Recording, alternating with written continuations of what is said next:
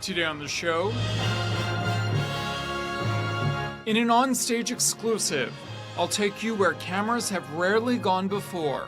The headquarters for the international and controversial dance and music spectacular, Shen Yun.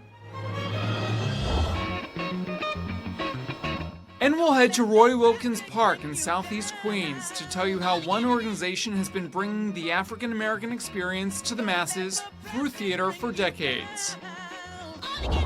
I'm Frank DeLella, and this is On Stage. On Stage, presented by your Tri-State Cadillac dealers.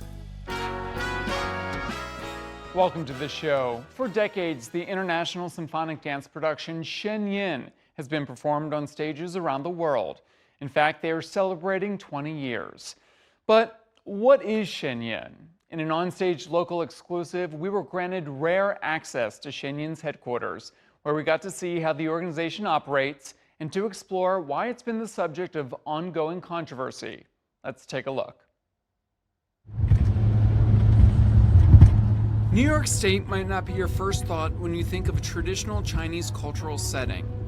But nestled 2 hours northwest of New York City, in Orange County, New York, is exactly where Shen Yun Performing Arts calls home. We were one of the first news crews to ever be invited to their headquarters of Dragon Springs.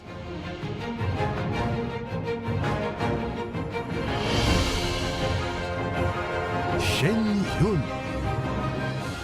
Shen Yun was actually created under very dire circumstances. To give you a little bit of background, in the 1990s, Falun Dafa, which is a Buddhist-based spiritual practice, became wildly popular in China within just 7 years. But by 1999, the government estimated that there were about 70 to 100 million practitioners, and it grew alarmed by its popularity. They banned the practice. The ban escalated into a very severe persecution all over China.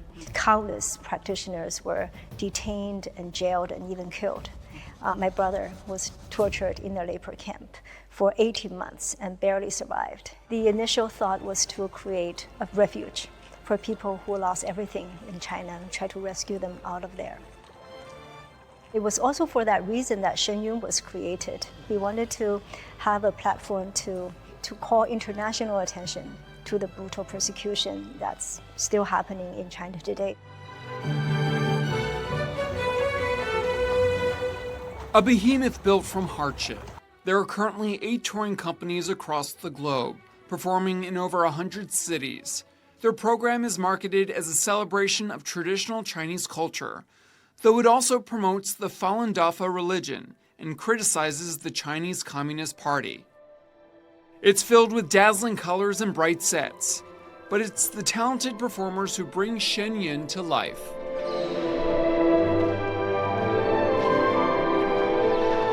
Growing up Chinese American, I never really felt like I belonged anywhere. I didn't feel comfortable in my own skin. And I just really did not want to be Chinese. I was embarrassed about it. I didn't want to have anything to do with my culture. It's pretty bad, actually. And then when my parents first asked me if I would be interested in going to New York to study classical Chinese dance, I was like, I don't really think so. But then I decided to give it a shot.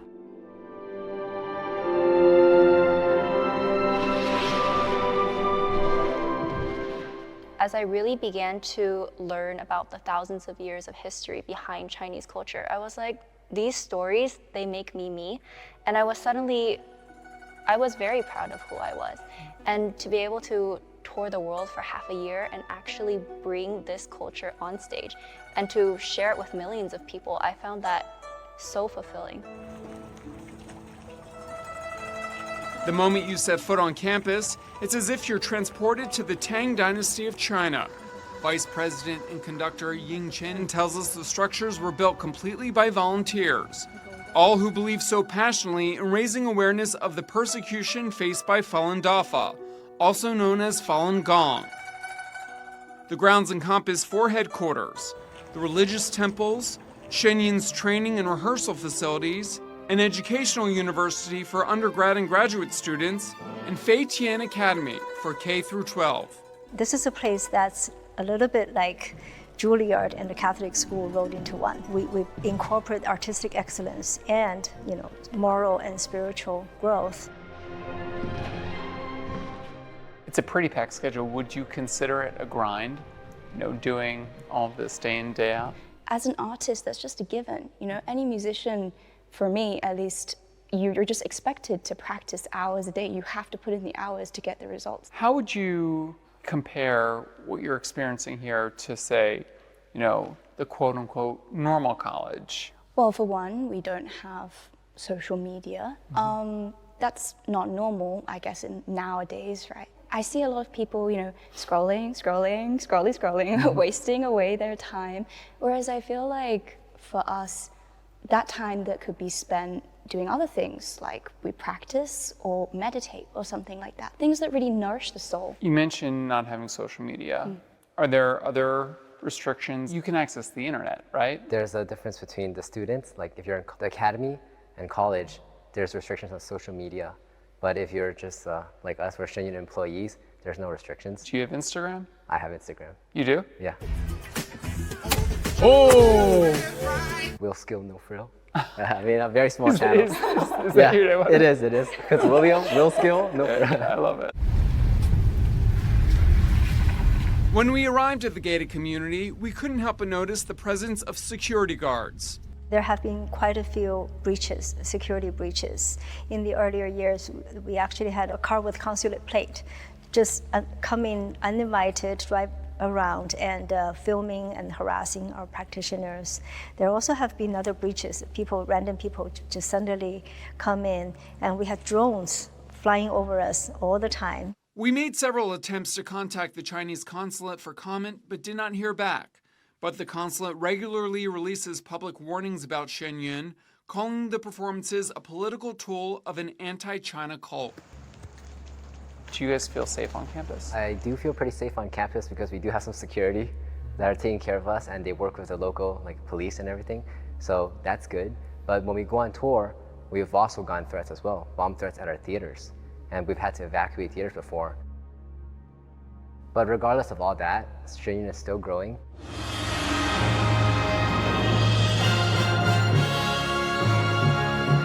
Despite its huge success, the organization has faced recent controversy.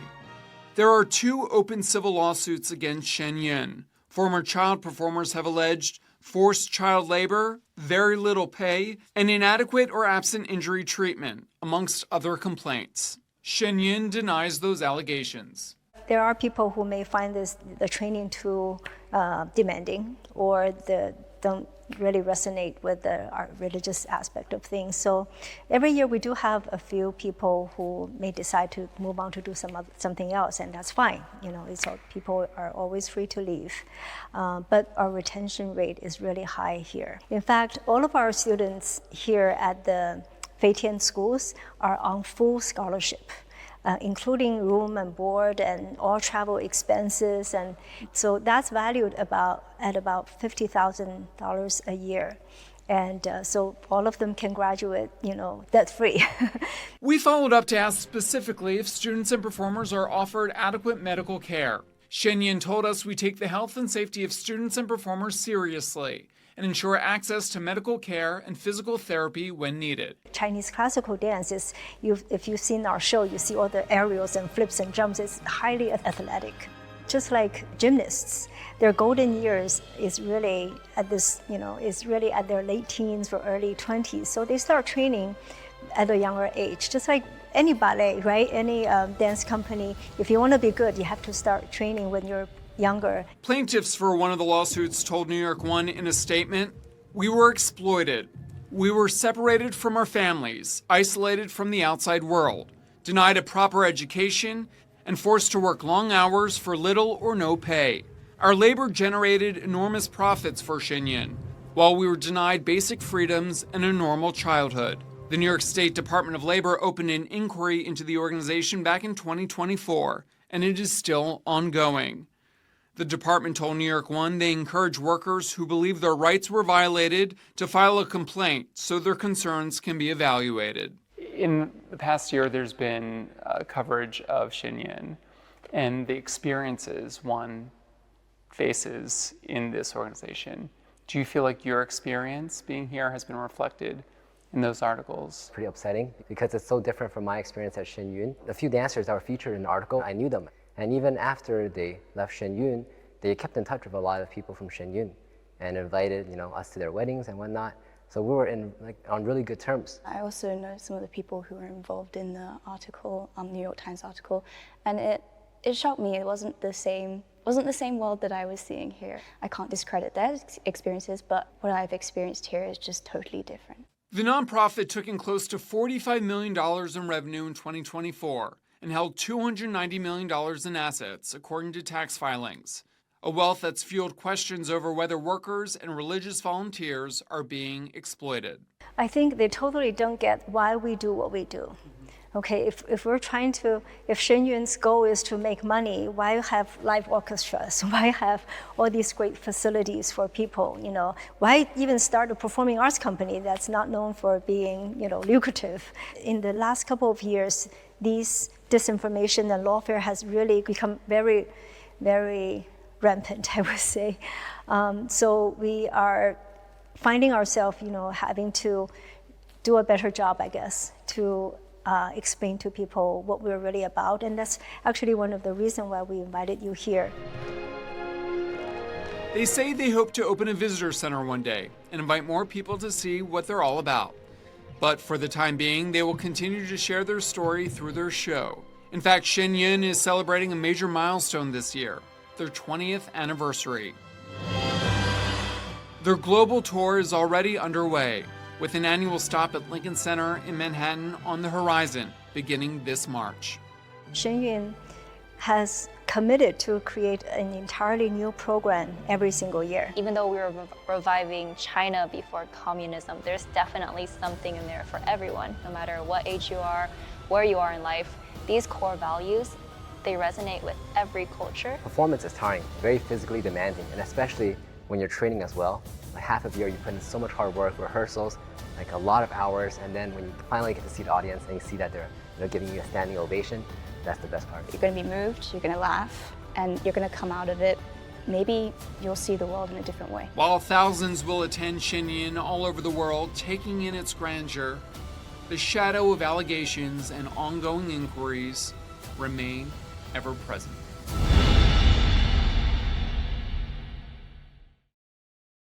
Thanks for watching our YouTube channel. For more premiere theater coverage and exclusive interviews, click the subscribe button.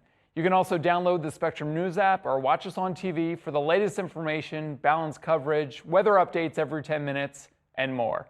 We'll see you there.